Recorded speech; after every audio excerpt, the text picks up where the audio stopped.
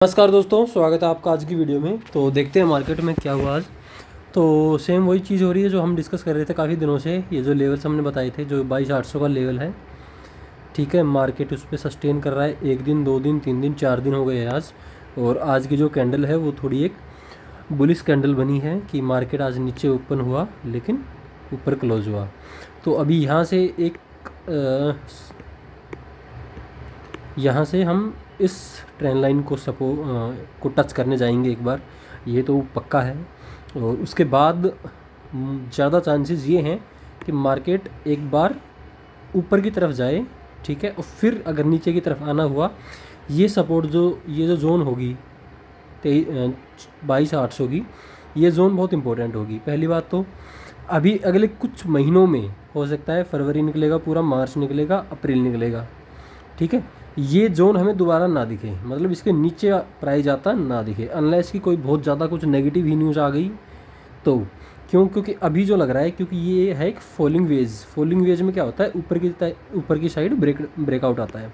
तो यहाँ जैसे ही ऊपर की साइड ब्रेकआउट आएगा तो हमारा मिड मार्च हम यहीं कहीं रहेंगे, 23,800, ठीक है, 23,800 या 24,000 के आसपास, जैसा मुझे लग रहा है, ठीक। मार्च हमारा यही निकलेगा इस जोन के आसपास कहीं, ठीक है। अप्रैल में हो सकता है हम नीचे की तरफ ड्रिफ्ट करना शुरू करें, और अप्रैल के एंड में या मई में अगर नीचे जाना हुआ तो हम नीचे जाएंगे। लेकिन ये जो जोन है, अप्रैल के बाद हम एक बार हो सकता है यहाँ वापस एक बार इस लेवल को देखें। उसके बाद डिसाइड होगा, जब तक जो है Q4 के नंबर भी आ जाएंगे, उसके बाद नंबर्स बताएंगे कि यहाँ से हो सकता है हम ऊपर की साइड जाएं और नीचे की साइड जाए। बट ये जो टॉप है नया, जो एट द हाई है निफ्टी का, ये मुझे पूरी साल में आता नहीं दिख रहा है।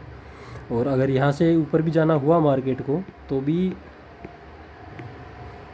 थोड़ा जिग करते हुए ऊपर जाएगा, एक बार फिर नीचे आएगा, फिर ऊपर जाएगा। बट यहाँ से न्यू एट द हाई के बजाय नए लो के आसार ज़्यादा हैं। बट अभी इमीडिएट 1-2 महीने में हो सकता है मार्केट 22,800 को सपोर्ट करे, जैसा कि यहाँ हुआ था, ठीक है।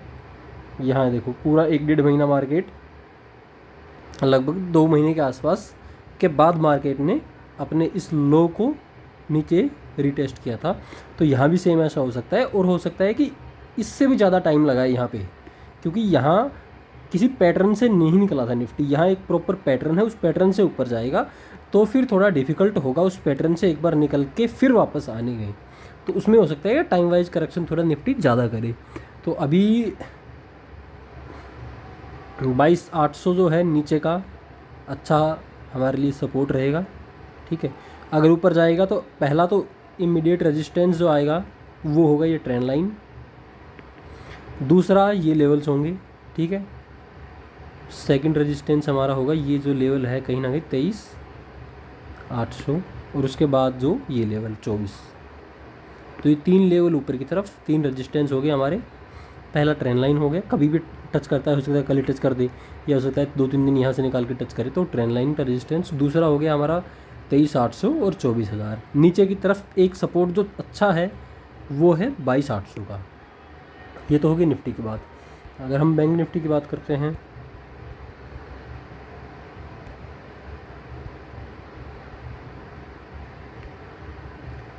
बैंक निफ्टी में हम काफ़ी टाइम से यही बोल रहे हैं कि भाई साहब, बैंक निफ्टी और जो निफ्टी फाइनेंशियल सर्विस है वो निफ्टी को आउट परफॉर्म करेंगे। क्योंकि इस लो के बाद ये जो लो लगा था जनवरी के स्टार्टिंग में, उसके बाद निफ्टी नीचे गई, फिर निफ्टी नीचे गई, कहीं ना कहीं उस जोन को रिटेस्ट किया। बट इस लो के नीचे ना तो वो निफ्टी फाइनेंशियल सर्विस गई और ना ही बैंक निफ्टी गई है। तो अभी आने वाले टाइम में यही होगा कि ये जो लेवल है बैंक निफ्टी 52,000 के लेवल्स को आपको टच करती दिख सकती है। ज़्यादा चांसेस हैं कि 52,000 के लेवल आपको दिखें, बल्कि कि 47,800 या 48,000 के लेवल आपको दिखें। तो ये निफ्टी का हो गया, सॉरी बैंक निफ्टी का हो गया। अगर हम स्मॉल कैप इंडेक्स की बात करें तो स्मॉल कैप इंडेक्स में ये देखो, ये बिल्कुल नीचे 15,000 का, 15,000 टच किया था आज इसने, ठीक है। 15,000 का एक साइकोलॉजिकल लेवल है। कुछ जो लेवल्स होते हैं, जैसे अगर कोई स्टॉक 700 पे ट्रेड कर रहे हैं तो उसके लिए 800, ठीक है, 900, फिर 1000 जो होगा वो एक साइकोलॉजिकल लेवल होगा। तो ऐसे ही निफ्टी कहीं ना कहीं यहाँ 19700 से नीचे आई तो 15000 आज एक साइकोलॉजिकल लेवल था। अब होगा स्मॉल कैप इंडेक्स, अब ये होगा कि ये इस ट्रेंड लाइन को एक बार टच करेगी, जो कि ये हमारा प्रॉपर पैटर्न होता है। ठीक है, ब्रेकडाउन आया, रिटेस्ट हुआ और उसके बाद फिर नीचे की तरफ ये जो हमारी ट्रेंड लाइन है ये इसने वीकली पे तोड़ी है। तो अगर वीकली पे तोड़ी है तो हो सकता है अगले कुछ वीक्स हम इस ट्रेंड लाइन के आसपास गुजारे। तो ये ओवरऑल मार्केट का एक बार अगर हम देखें तो मिड कैप और हम देख सकते हैं। ठीक है, मिड कैप और स्मॉल कैप दोनों ही ज़्यादा ठुके हुए हैं और वही इसने भी आज अपने 50,000 के लेवल को तोड़ा। तो इसमें भी यही हो सकता है, अगर हम इसमें भी अगर ट्रेंड लाइन को ड्रॉ करते हैं